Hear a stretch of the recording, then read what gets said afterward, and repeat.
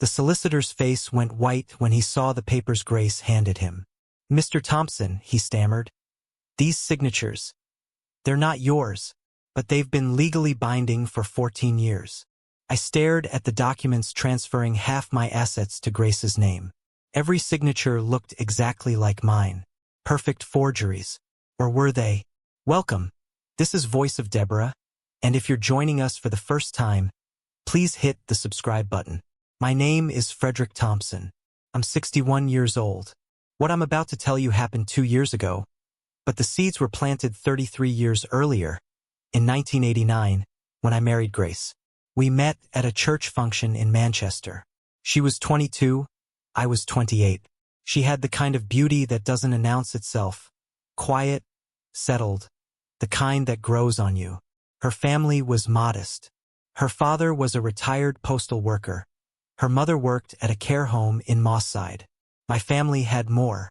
My father owned a haulage business and some properties around Greater Manchester. Not extravagant, but comfortable. Grace moved into the house my father helped me buy after our wedding. A 3-bedroom semi-detached in a decent neighborhood in Stockport. For the first 5 years, we were happy. At least I thought we were. Looking back through the fog of decades, I'm not certain what Grace felt. The trouble began quietly.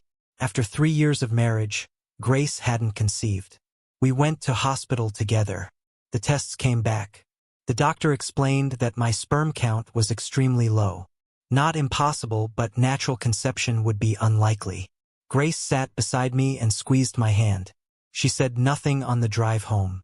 That night, lying in darkness, she whispered, "It's not your fault." But in our community, fault didn't matter. Results mattered. A man who cannot give his wife children carries a particular kind of shame.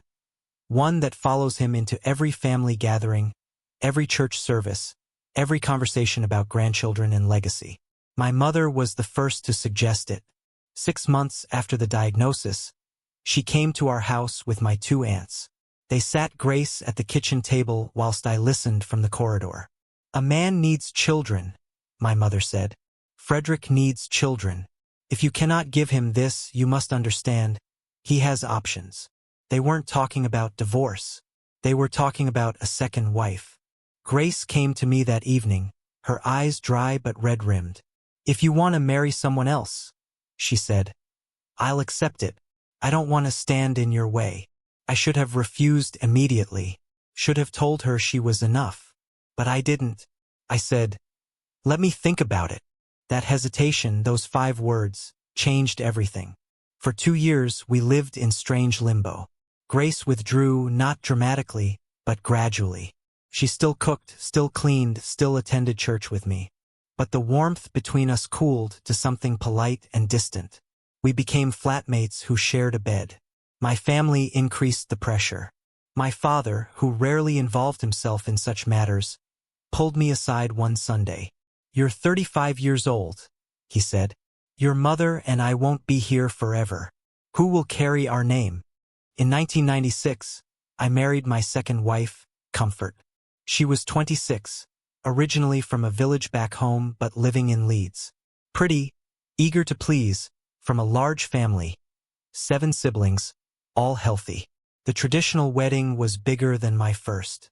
My family made sure of that. Grace attended, wearing a blue dress and a smile that never reached her eyes. Comfort moved into a separate flat I rented in Salford, about 20 minutes from our house. The arrangement was clear. I would divide my time.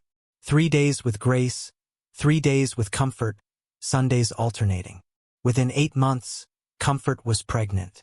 When she gave birth to our son, James, my family celebrated like we'd won the lottery. My mother wept with joy. My father had a large celebration at our church hall. Over 200 people attended the christening. Grace sent a gift, a baby blanket she'd embroidered herself, but did not attend. I should have seen it then. The loneliness in her eyes when I came home smelling of baby powder and exhaustion.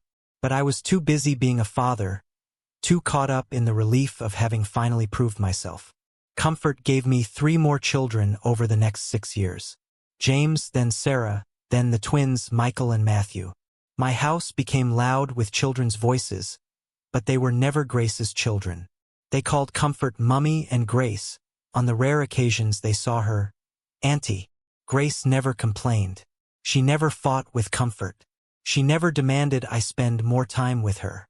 She simply existed, a shadow in her own home. By 2005, I was spending perhaps 1 or 2 nights a week with Grace. The rest of my time went to Comfort and the children. Grace had started a small business, alterations and dressmaking from home, and seemed content with her work, her church activities, her routines. I told myself she'd made peace with the arrangement. In 2008, my father died. He left his estate to be divided amongst his children, but the bulk, the haulage lorries, the properties, the family business, came to me as the eldest son. The paperwork was complex. Grace, as my first wife, had to sign certain documents. She signed everything I put in front of her, without reading them, without questions. I trust you, she said. I invested most of the inheritance into expanding my business. I bought 2 more lorries, hired drivers, began trading in building supplies. Within 5 years, the business had tripled. By 2015, I was wealthy, not millionaire wealthy, but comfortable enough to buy a larger house, send all the children to private schools, take Comfort on a holiday to Spain. Grace remained in the original house in Stockport. I renovated it, gave her money for expenses, bought her a car. But I was rarely there. Then, in 2018, Comfort died. It was sudden, a stroke, the doctors said. She was only 48. One morning she woke up complaining of a headache, and by evening she was gone. The funeral was massive. I was hollowed out with grief. The children were devastated. James, who was 21 by then, barely spoke for weeks. Grace came to the funeral. She helped organize the food, coordinated with the caterers, made sure distant relatives had places to sleep. She moved through it all with quiet efficiency, asking nothing, expecting nothing. After the funeral, the children needed stability. James was at university in Leeds, but the younger 3 were still in secondary school. I couldn't manage alone. I asked Grace if they could stay with her sometimes, just until things settled. Of course, she said. The children moved in gradually.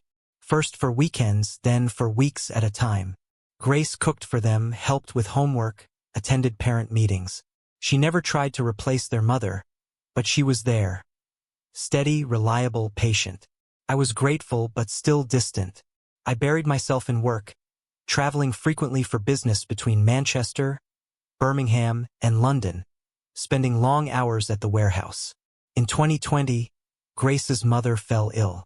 Grace spent months caring for her, traveling back and forth to the care home. When the old woman died, Grace handled everything: the funeral arrangements, the expenses, the family disputes over the small amount of savings her mother left behind. I gave her money for the funeral but didn't attend. I was in London on business. James told me later. Auntie Grace was crying at the graveside and no one stood with her. Her brothers were arguing over Nan's savings. She was alone. I felt a pang of guilt, brief and sharp, but I pushed it away. I was busy. I had responsibilities. The lockdown came, COVID-19. For the first time in decades, I was forced to stay in one place. I moved back into the original house with Grace because it was larger, more comfortable than the flat I'd been using near the warehouse. Living with her again after so many years was strange. We circled each other like polite strangers. She cooked, I ate. She cleaned, I thanked her. We watched the news together in silence. One evening, about 3 months into the lockdown, she asked me, "Frederick, are you happy?" I looked at her, surprised. What kind of question is that? A simple one. I thought about it. I have a good business. My children are healthy. Yes, I suppose I'm happy. She nodded slowly, then went back to her sewing. I noticed something then that I hadn't seen before. Grace had a leather notebook she wrote in sometimes. She'd pull it out in the evenings, write a few lines, then tuck it away. When I asked what it was, she said, "Just keeping track of things. Expenses, mostly." I thought nothing of it. When the restrictions lifted, I returned to my routines. Business trips, long hours, occasional visits to check on the children who were now mostly grown. Then came the night everything changed. It was October 2022. I'd been in Birmingham for a week, finalizing a contract for a construction supply deal. I came home late, around 2 a.m. The street was quiet. I pulled into the driveway, gathered my bags, and walked to the front door. My key wouldn't turn. I tried again. Nothing. I pulled it out, examined it under the porch light. The key looked fine. I tried once more, forcing it slightly, and the key snapped.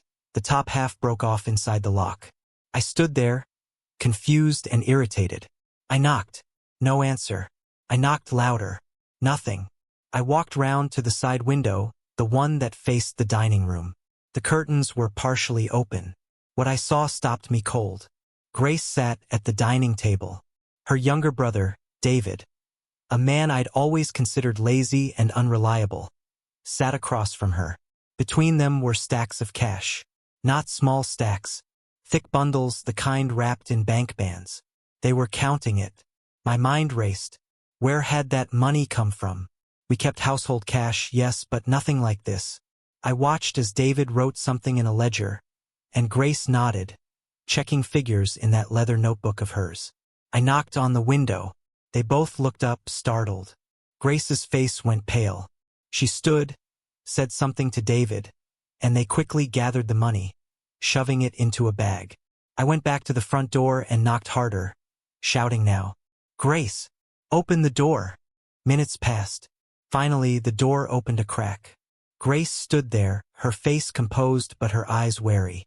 "The lock is broken," she said calmly. "Your key must have been faulty." "I saw you," I said. "You and David. What was all that money?" "Money?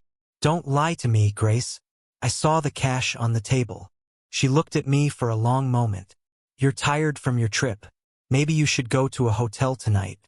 I'll ring someone to fix the lock in the morning." "This is my house." "Is it?" Something in her voice made me stop. A coldness I'd never heard before. "What are you talking about?" "Go to a hotel, Frederick. We'll talk tomorrow." She closed the door. I heard the bolt slide into place. I stood there, stunned. Then anger flooded in. I pounded on the door, shouted, threatened to ring the police. A neighbor's light came on. I didn't want a scene. I went to a Premier Inn. The next morning, I rang a locksmith and went back to the house. Grace was gone. So was David. The locksmith changed the lock and gave me new keys. I went inside. The house was neat as always. Nothing seemed disturbed. But I went to my study, to the small safe I kept in the wardrobe. I kept important documents there, property deeds, business contracts, some cash. The safe was open. The cash was gone, about £15,000. But that wasn't what made my blood run cold. My father's will was gone. The property deeds were gone. The transfer papers for the business assets were gone. I tore through the house, searching. Nothing. I rang Grace. No answer. I rang David. No answer. I rang James. "Have you heard from Auntie Grace?" "No, Dad." "Why? Is something wrong?" I drove to Grace's sister's house in Oldham. She claimed she didn't know where Grace was. I went to David's flat in Stretford. Empty. For 3 days I searched. I rang everyone I could think of. No one knew anything, or they weren't saying. On the 4th day, I received a letter. Hand-delivered by a solicitor I'd never met. The letter was from Grace. It was typed, formal, cold. "Dear Frederick, by the time you read this, certain legal processes will already be in motion. I am writing to inform you of facts you may not be aware of, though perhaps you should have been.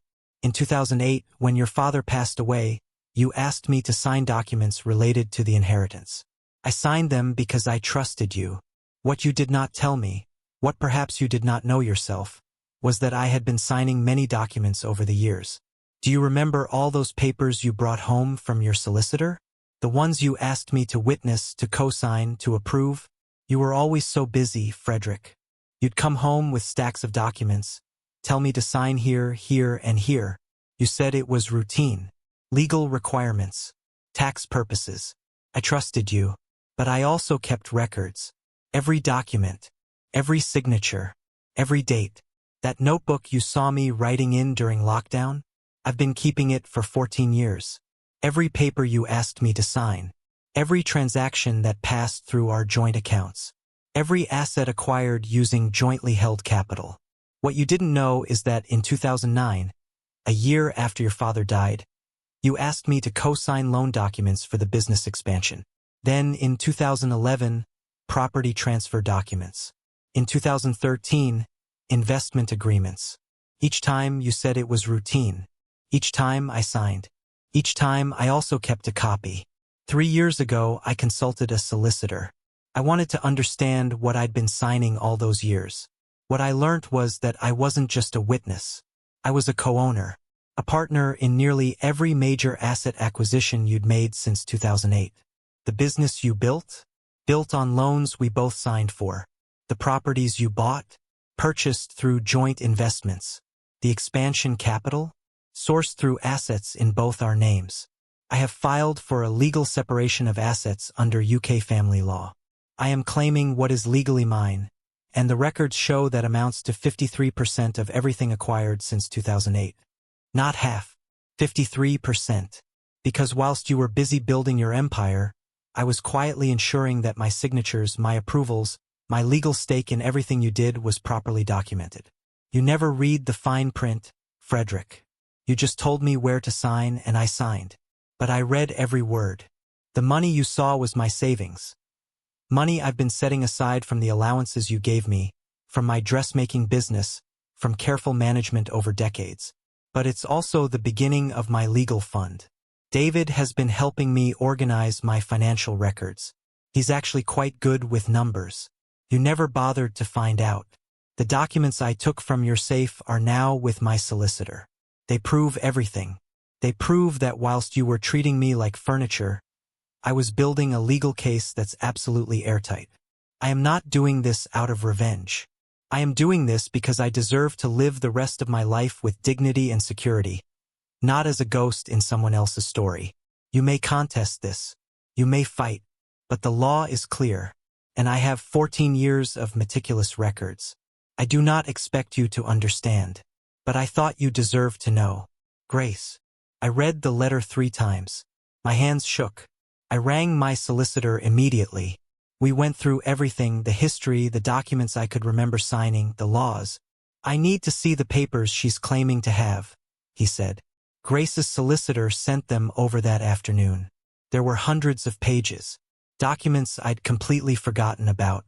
Loan applications, property transfers, investment agreements. Every single one bore both our signatures. My solicitor went through them methodically. His face grew darker with each page. Mr. Thompson, he said finally, did you read these documents before signing them? Some of them. It was years ago. I don't remember all the details. Did you read the ownership structures? The percentage allocations? I assumed they were standard. My business solicitor handled everything. He'd give me papers to sign. I'd have Grace witness them. She didn't witness them, Mr. Thompson. She co-signed them. Look here. He pointed to a document from 2011. This property purchase in Didsbury. You signed as primary purchaser. Grace signed as joint purchaser with a 60% stake. That's impossible. I would have noticed. Would you? Look at the signature line. It's clearly marked. Joint purchaser, 60% ownership, Grace Thompson. Your signature is right below it. I stared at the paper. He was right. The words were there, clear as day. I'd never noticed. We went through document after document. The pattern was the same. Properties, investments, business expansions, all structured with Grace holding majority stakes. And every single one bore my signature, acknowledging the terms. How is this possible? I asked. Why would my business solicitor structure things this way? My solicitor was quiet for a moment.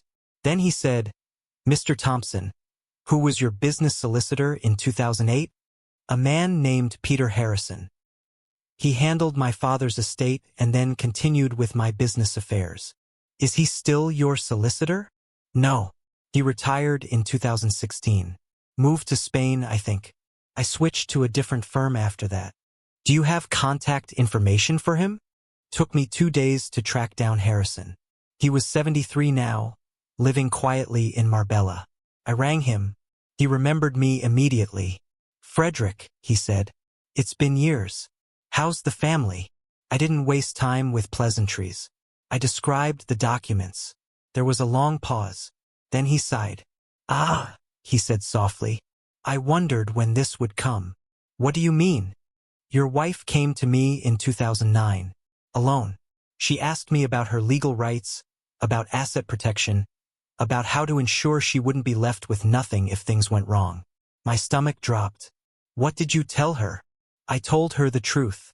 That under UK law, a wife's rights can be precarious, especially in unconventional marriage arrangements. That without clear legal documentation, she could end up with nothing. So I advised her. "You advised her to do this?" "I advised her on how to protect herself legally. She was very clever, Your Grace. She understood that you trusted me, that you'd sign anything I put in front of you without reading it carefully.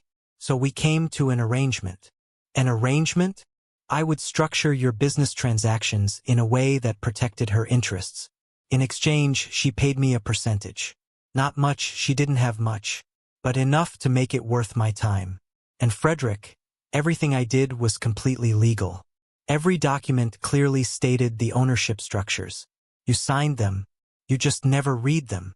I felt sick. "You betrayed me." "Did I?" He sounded calm. "Or did I simply do what any good solicitor does? Protect my client's interests? Grace was my client too, Frederick. And unlike you, she read every word." I ended the call. The legal battle that followed was devastating. My new solicitor fought hard, but there was no way around it. The documents were legitimate. The signatures were mine. The ownership structures were clearly stated under English law. Grace hadn't forged anything. She'd simply been smarter than me. In the end, we settled. Not because I wanted to, but because fighting would have bankrupted me. Grace walked away with 53% of everything, the business, the properties, the investments. The total was over £2 million. I was left with the scraps of an empire I'd thought was mine. I had to sell almost everything to pay her out. The business barely survived. I moved into a small flat in Sale. My comfortable life evaporated. But the worst part wasn't the money. The worst part was knowing that for 14 years, Grace had been playing a game I didn't even know existed. Every time I'd come home with papers to sign, thinking I was building my legacy, she'd been quietly, methodically, taking it from me. And I'd helped her do it. Every signature, every lazy assumption that she'd just sign where I told her to, every time I treated her like she was too simple to understand business, I'd handed her the tools to destroy me. My children were devastated. James especially couldn't believe it. "Auntie Grace did this?" he kept saying. "Sweet, quiet Auntie Grace?" But Sarah understood. "Dad," she said, "you treated her like she was invisible. Did you think she'd just accept that forever? Did you think she was stupid? I see Grace sometimes now. She lives in a beautiful house in Alderley Edge, drives a new BMW, travels frequently. I heard she started a consultancy, helping other women understand their legal rights in marriage. She's become quite successful, quite respected. Last month, I saw her at a business function in Manchester. She was the guest speaker, talking about financial independence for women. She was confident, articulate, powerful. When she saw me in the audience, she nodded politely, then continued her speech. Afterwards, people swarmed her, asking questions, seeking advice. I stood at the back, watching. As I was leaving, she caught up with me in the car park. "Frederick," she said. "Grace." We stood there for a moment. Then she said, "I hope you're well." "I'm surviving." She nodded. "I never wanted to hurt you, you know. I just wanted to protect myself." "You did more than protect yourself. You destroyed me." "Did I?" She looked at me calmly. "Or did you destroy yourself?" "Every document was clear, Frederick. You just never bothered to read them. You never bothered to see me as someone capable of understanding business. That was your mistake, not mine. You manipulated me." "No, I planned. There's a difference.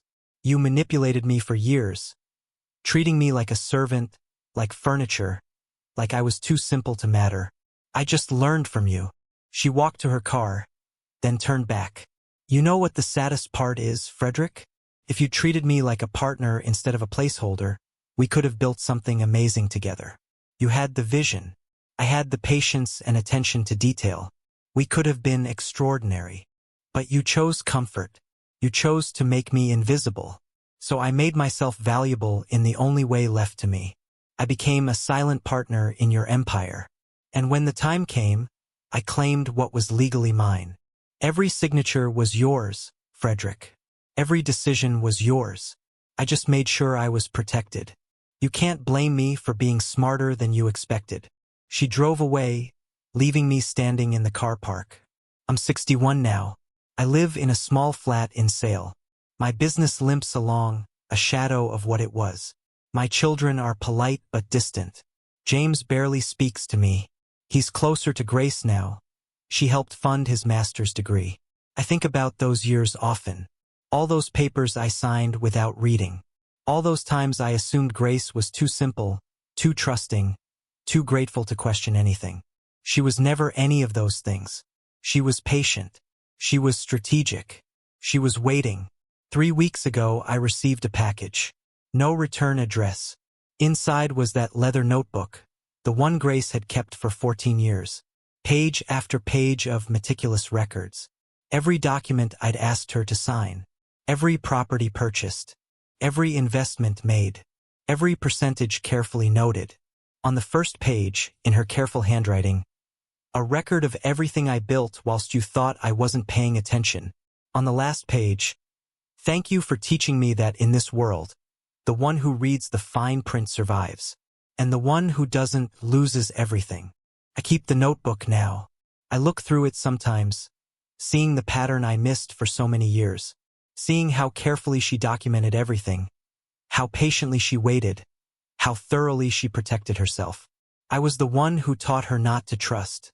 I was the one who showed her that in this world, you can't rely on anyone's kindness or loyalty. I was the one who made her invisible. She just took the lesson to heart.